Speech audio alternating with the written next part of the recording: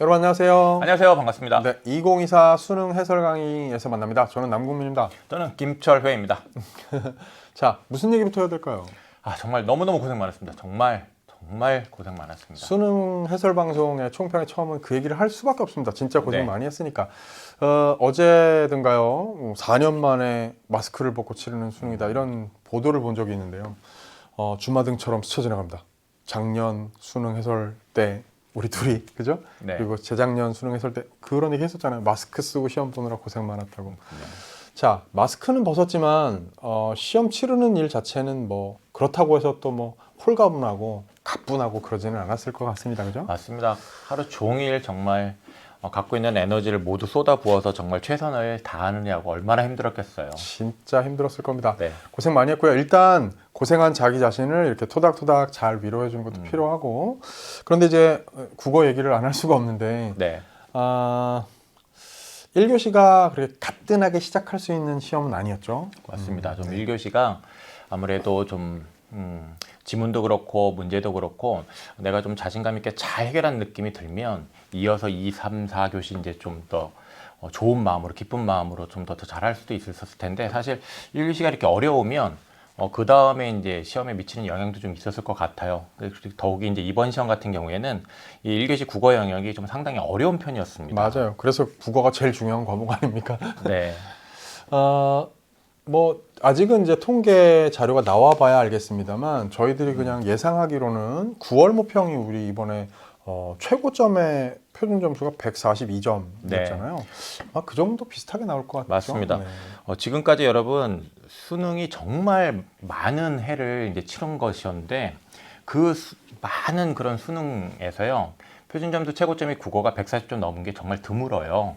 그렇기 때문에 이제 이번 수능이 상당히 이제 국어 영역이 좀 까다로웠다라고 이제 여러분들이 좀 이해를 하고, 그 까다로운 시험을 내가 그래도 최선을 다했으니 그런 자기 자신에 대해서 뿌듯하게 좀 대견하게 여기면 좋겠습니다. 네, 뭐 결과는 나올 거고요. 나온 거고요. 어떻게 보면 자, 어떻게 시험이 구성되었었는지 이런 걸 좀 세부적으로 짚어보기도 하고, 자기가 뭔가 보완할 점이 있었다면 무엇이었을까, 이런 실수는 하지 말았어야 되는데, 이런 걸 하기 위해서 이제 해설 방송 듣는 거지 않습니까? 네. 네, 그리고 또 이제 주요한 것으로는 예비 수험생들도 이 강의를 많이 들을 테고요. 맞아요. 네, 그럼 이제 수험생들에게는 고생했다, 그리고 이런 걸 잘 챙겼어야지라는 걸 알려드리고, 그다음에 예비 수험생들은 이제 이런 점에 유의해라, 이렇게 시험이 나온다라는 걸 알려드리는 게 바로 이 총평과 맞습니다. 그리고 해설 강의의 역할일 겁니다. 세부적으로 좀 얘기를 해볼까요? 독서부터 먼저 볼까요? 예, 독서 가장 큰 특징은 4개의 지문이 이제 전부 다 연계가 됐다라는 거고요. 그다음에 이제 그 연계 체감도도 상당히 강하다. 그 말이 이제 무슨 말이냐면 우리 연계 교재에 있는 내용들이 지문에 이제 거의 그대로 들어왔습니다. 거의 그대로 제시됐어요. 그러다 보니까 그렇게 연계 교재에 있는 내용 요소들에 대해서 내가 잘 이해하고 있다라면 그 지문을 좀 더 빠르게 정확하게 잘 쉽게 이해할 수 있었다라는 것인데요. 근데 문제는 그 선택지들 하나하나가 조금 까다로운 편이 있었습니다. 굉장히 정교하게 세심하게 이제 출제가 되다 보니까 하나하나 판단하는 데는 좀 시간이 걸릴 수밖에 없었어요. 그래서 특히 이제 그 기술의 이제 10번이라든가 그 다음에 이제 인문 주제 통합에 14번, 15번 이런 문항들 같은 경우에는 그 한 문항 한 문항 해결하는데 이제 상당히 이제 시간이 많이 걸릴 수밖에 없었는데, 그런 문항과 관련해서 이제 앞으로 특히 이제 예비 수험생들이 좀 유념해야 되는 건 뭐냐면, 독서 같은 경우에도요, 문학은 뭐 당연한 거고, 앞으로 이제 여러분이 연계에 대해서 효율적으로 좀 준비를 하는 공부를 해야 한다라는 겁니다. 그 말은 무슨 말이냐면, 이 처음에 공부를 시작할 때부터 어떤 내용이 연계가 되는지에 대한 안목을 기르는 공부를 함께 해야 된다라는 거예요. 국어는 읽기 능력, 사고 능력을 기르는 공부를 해야 되는데, 그와 함께 연계되는 요소를 알아보는 안목도 필요하다는 거죠. 그래서 수능 특강을 처음 공부해요. 그러면 그 교재를 가지고 당연히 읽기 능력, 사고 능력 길러야 되는데, 그때 그 교재에서 연계될 수 있는 요소들을 미리 잘 체크를 하고, EBS 강의에서 또 그거 잘 알려주거든요. 그래서 EBS 강의와 함께 연계되는 요소 미리 잘 체크하고 수능에 임박했을 때 그런 내용들을 한번 쭉 살펴보면서 수능 시험장에 갔다면 훨씬 더 그래도 좀 더 자신감을 가지고 이 독서를 잘 읽고 잘 풀 수 있었다라는 거죠. 네. 네. 네. 그 체감 연계율을 높이겠다는 평가원의 그 공언이 실제로 실현된 방식 중에 중요한 방식이 독서가 4개의 지문 모두가 연계 출제되는 그런 네. 점이었습니다. 근데 이제 지금 말씀하셨듯이 지문은 익숙한 것을 상대적으로 주되 그러나 문제는 묻기는 어렵게 묻겠다 이런 거 아니겠습니까? 네, 맞습니다. 그러니까 기본적으로 이제 단순하게 직관적으로 그냥 눈으로 답을 고를 수 있는 것이 아니라 보이지 않는 걸 생각을 할 수 있는 능력을 여러분들이 또 많이 길러야 돼요. 그러니까 이제 뭐 예비 수험생들의 경우에는 수능 특강 수능 완성의 독서 지문들을 진짜 철저하게 공부하는 공부를 계속 해야 되겠습니다. 네. 문학 얘기할까요? 네. 문학은요, 4개의 세트 가운데 7개 작품이 출제가 됐고, 그 중에서 3개의 작품이 EBS에서 연계 출제가 되는 그런 출제 패턴을 보였습니다.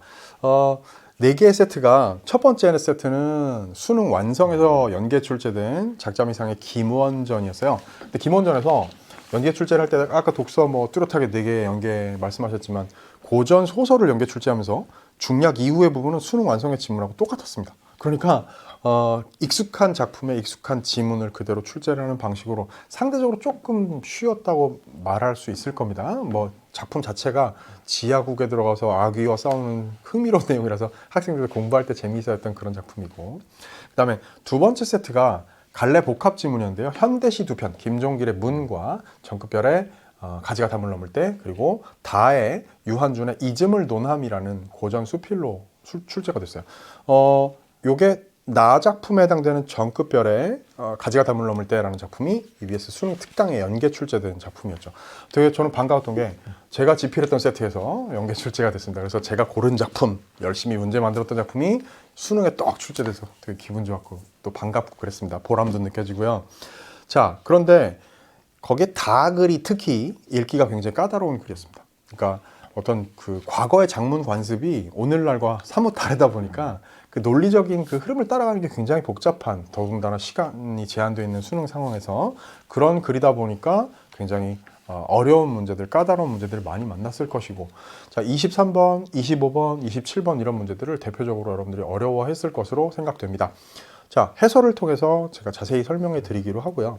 그 다음에 세 번째 세트 현대 소설인데 박태원의 낯선 작품 골목안이라는 작품이 출제가 됐습니다. 그런데 작중 상황을 정확히 파악하는 것도 사실은 쉽지 않은, 만만치 않은 그런 지문이었고, 거기다 특히 31번 문제 같은 건요, 서술상 특징을 달고 있는 그 문제를 보기를 달고 있는 문제였는데 굉장히 심오한 문제예요. 그래서 사실 뭐 답은 맞힌 학생이라 할지라도 정확히 왜 맞고 왜 틀렸는지를 선지에 대한 판단을 정확히 하고 여러분이 그 문제의 정답을 골랐다? 이런 학생은 아마 굉장히 적었을 법한 아주 심오한 이론적 배경을 가지고 있는 그런 문제가 출제가 됐습니다.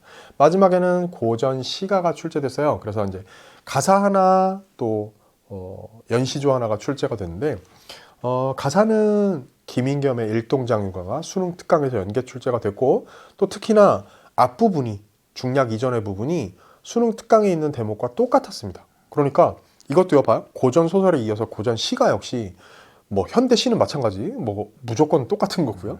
고전 소설도 고전 시가도 모두 연계 출제를 하면서 해당 대목을 절반 정도는 수능 특강 수능 완성에서 그대로 가져왔다는 얘기예요. 그러니까 체감 연계율이 매우 높았죠. 물론 나 작품 연시조는 유박의 화암구곡이라는 작품은 낯선 작품이긴 했습니다만, 자, 요 마지막에 고전 시가 조금 덜 까다로웠을 것 같고 앞에 고전 소설 조금 덜 까다로웠을 것 같은데, 가운데 있었던 두 개 세트, 갈래복합과 또 현대 소설은 상대적으로 두 세트보다는 훨씬 까다로웠을 것으로 생각됩니다. 6월, 9월에도 그랬는데 이번 수능에서도 독서 못지않게 오답률 상위에 랭크된 문제들 중에는 문학이 많을 것으로 예상됩니다. 예비 수험생들의 경우에는요, 아, 문학 만만히 볼 게 아니구나, 독서만 어려운 게 아니구나 라고 생각하고 철저한 문학의 어떤 작품을 읽어낼 수 있는 힘, 그리고 무엇보다 연계교재에 수록되어 있는 작품들에 대한 철저한 공부, 이게 정말 중요하다고 생각할 수 있을 거예요. 네. 그리고 이제 또 하나 중요한 거는 이 수능이 교육과정에 이제 근거해서 이제 출제가 되는데 그 경향이 좀 더 굉장히 강화가 됐어요, 여러분. 근데 이 교육과정에 대한 이해를 잘 하고, 그리고 이제 그 교육과정과 관련지어서 우리 연계교재의 내용들을 정말 잘 분석해 주시는 선생님들이 어디 계시냐? EBS에 계시거든요. 그래서 EBS의 이제 강의, 교재로 여러분이 또 예비 수험생들 같은 경우에는 정말 준비를 잘 해야 한다라는 생각이 또 듭니다. 네, 예비 수험생들 또 고민이고 또 궁금한 사항, 선택 과목 있죠? 네. 언어와 매체 어땠습니까? 네, 언어와 매체, 언어 상당히 좀 까다로웠습니다. 그러니까 세심하고 굉장히 정교하게 하나하나 판단을 잘해야 됐습니다. 이 첫 번째 세트, 이 지문과 관련된 이제 문제 2개 문항 출제가 됐는데 훈민정음 관련해서 이제 출제가 됐어요. 그래서 이제 훈민정음의 글자를 만드는 원리와 관련해서 이제 초성자, 중성자, 그 다음에 이제 그 글자 쓰임과 관련해서 뭐 종성자에 대한 얘기도 있었고, 그 다음에 글자를 사용하는 그런 예와 관련해서 이제 문제가 출제가 됐는데, 거기에 제시되어 있는 첫 번째 문제의 선택지들 중에 이제 여러분이 또 판단을 잘 못한 선택지들도 있었을 것 같아요. 이 교육과정에 있는 내용을 가지고 이제 문제를 만들었는데 좀 세심한 어떤 개념에 대한 이해를 또 지식을 필요로 하다 보니까 좀 어려움을 겪었을 것 같습니다. 그래서 우리 교과서에 있는 내용들에 대해서 이제 예비 수험생들 같은 경우에는 정말 철저하게 좀 학습을 해야겠다라는 생각이 이제 들었고요. 그 다음에 이제 근래 언어가 어려웠던 이유는 뭐냐면 세부적인 요소, 예를 들면 형태소에 대한 그런 굉장히 치밀한 분석을 필요로 하는 경우들이 이제 많았었는데 이번 수능에서도 그런 형태소에 대한 이해가 필요했다. 특히 이제 전미사에 대해서 이것이 전미사구나라고 이제 알아보는 그런 능력이 좀 필요를 했고요. 그에 따라 이제 39번 같은 문항도 상당히 하나하나 또 판단을 해야 했기 때문에 시간도 오래 걸리고 난도도 이제 높았을 거라고 생각을 합니다. 뭐 37번 문제도 이제 마찬가지고요. 그래서 올해 이제 이 언어의 경향을 비춰보면 예비 수험생들 같은 경우에는 굉장히 이제 세부적으로 그 요소 하나하나를 좀 판단을 하는 그런 힘을, 즉 사례를 분석하는 그런 힘을 좀 더 철저하게 이제 길러야겠다는 이제 생각이 들고요. 매체는 쭉 지금까지 출제되어 왔던 그런 경향을 유지를 하고 있습니다. 그래서 이제 매체는 좀 전략적으로 이제 문제를 푸는 그런 전략적으로 문제를 푸는 그런 것이 이제 필요하다라는 생각을 이제 다시금 할 수 있었습니다. 네. 그 매체에 대한 얘기가 고스란히 화법과 장문으로 네, 옮겨올 수 있을 것 같은데요. 화법과 장문은 뭐 잘 아시겠지만 어렵진 않습니다. 시간만 충분히 주어진다면 여러분 모두 다 만점을 받을 수 있는 그런 문제들일 텐데요. 그러나 제한된 시간 안에 더더군다나 앞에서 독서와 문학에 막 쫓기고 와가지고 허둥대다가 잘못해서 틀리는 그런 분야가 바로 화법과 장문 아니겠습니까? 화법과 장문은 전형적으로 매번 나오는 패턴이 고스란히 그대로 이번에 출제가 됐고요. 특별히 뭔가 새로운 유형이다, 참신한 유형이다라고 부를 만한 건 딱히 그렇게는 없었습니다. 그러니까 안정적인 출제를 했다는 얘기죠. 거기에서 특히나 예를 들면 뭐 40번 문제 같은 경우에는요, 전형적으로 뭐랄까요? 정답지가 뭔지 안 보이는 문제 유형이죠. 그래서 살짝 감추어 놓은 것이 그냥 지레짐작으로 그냥 이게 당연히 맞을 거야라고 생각했다가는 글 안에서 면밀하게 그 근거를 확인하지 않으면 정답이 없어 보이는 그런 문제, 그런 것들에 좀 주의를 해야 될 필요가 있고, 각 세트마다 각 문제의 전형적인 유형과 그 문제들에 접근하는 방식에 대해서 제가 5부 화법과 장문 강의에서 철저하게 설명을 해 두었으니까 함께 활용하면 예비 수험생들도 큰 도움이 될 거라고 생각합니다. 네. 이 분야별로 과목별로 얘기를 했는데요. 이제 마무리할 시간이죠. 일단 우리 시험 본 오늘의 수험생들한테는 뭐라고 해야 될까요? 이제 만나지 말자 이래야 될 텐데 그죠? 어떻게? 네. 무엇보다 좀 쉬어야죠. 맞아요. 쉬어야 되고요. 맞아요. 그리고 좀 지쳤을 텐데 그런 지친 것들을 그 쉼을 통해서 이제 여러분들이 다시 회복해야죠. 회복하길 바라고요. 또 논술이나 그런 면접이나 그런 앞으로 또 이제 그런 입시 시험을 앞두고 있는 친구들이 많을 거라고 생각을 합니다. 더 힘내야죠. 더 힘내서 정말 좋은 결실 거두기를 응원합니다. 네. 주어진 점수를 가지고 어떻게든 최대한 현명한 지원 전략을 세우는 것도 그 다음 일이고. 근데 이제 일단은 쉬고요. 그죠? 맞습니다. 푹 쉬면서 뭐 보고 싶었던 영화도 좀 보고요. 편하게 좀 잠도 좀 푹 자고 그랬으면 좋겠다는 생각이 듭니다. 예비 수험생들을 위해서는 무슨 얘기 하시겠어요? 예비 수험생들에게는 잔소리를 해야 되는데. 그렇죠. 네. 이제 니네 차례야. 네. 진짜 다시금 강조를 하면요. 더욱이 이제 더더 정말 그 연계에 대해서 효과적으로 대비를 잘해야 된다는 걸 이제 강조를 하고 싶습니다. 그때 또 교육과정에 대한 이해도 함께 잘 고려를 해야 되는데, 그러려면 우리 여기 계신 남구인 선생님 그리고 저 EBS의 선생님들과 여러분 정말 열심히 잘 공부해 주길 바랍니다. 네. 자, 마무리하겠습니다. 오늘은 이제 매번 수험생들 파이팅 했는데요. 그냥 고생했다 안녕 이렇게 인사하는 게 어떨까요? 네. 정말 1년 동안 열심히 노력한 수험생 여러분 고생했습니다. 잘했어요. 네. 네, 안녕. 안녕.